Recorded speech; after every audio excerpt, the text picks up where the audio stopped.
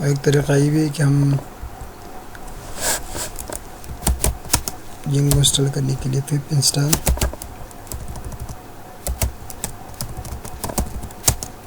पिप N V install करेंगे तो हमारे पास इंस्टॉल हो जाएगा।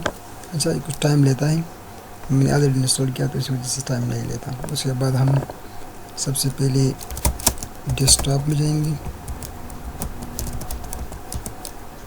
उसके बाद एक फोल्डर क्रिएट करेंगे MKDIR और उसका नाम देंगे Django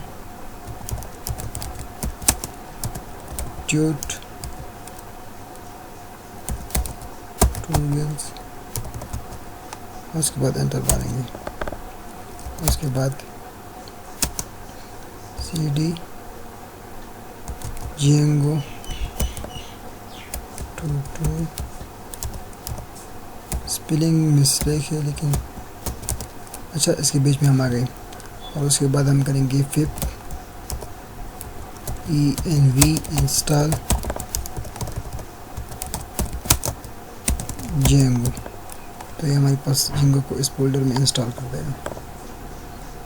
अच्छा, ये कुछ टाइम लगेगा, टाइम के बाद ये हमारे पास इसको इधर इंस्टॉल कर देगा।